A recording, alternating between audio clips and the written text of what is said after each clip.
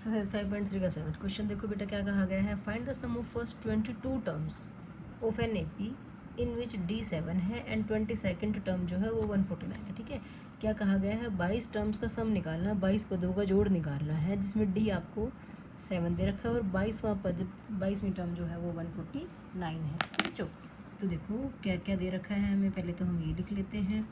यहाँ पे आपको डी दे रखा है 7 और ए 22nd टर्म भी दे रखी है कितनी 149। 22वां पद दे रखा है 22वीं टर्म, तो क्या होता है 22वीं टर्म का फॉर्मूला ए प्लस 21D। ये 149 दे रखा है बेटा, तो डी की वैल्यू तो 7 है, यहाँ पे डी को 7 रख दो। 21 इंटू 7 इज इक्वल टू 149।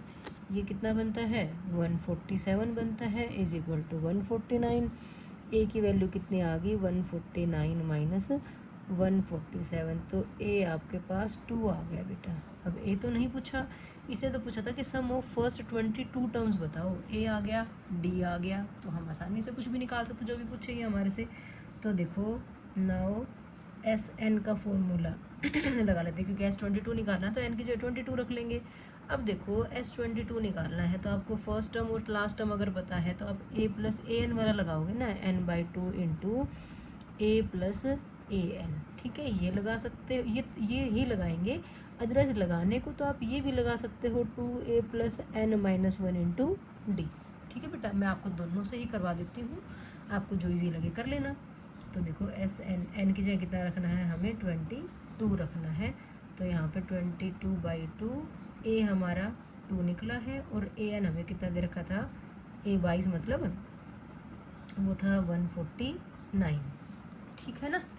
अब देखो ये तो काट दिया आपने, ये आ गया 11 इंटू 149 को 2 में ऐड करोगे तो 151 आ गया। ठीक है, अगर यहाँ की बात करते हैं, देखो सिर्फ कैलकुलेशन रहेगी, कुछ और कुछ भी नहीं रहा। 11 1 11, 11 5 55 प्लस 1 56, कैरी 5, 11 1 11 प्लस 5 16, इतना आ रहा है। सिंपल था बिल्कुल।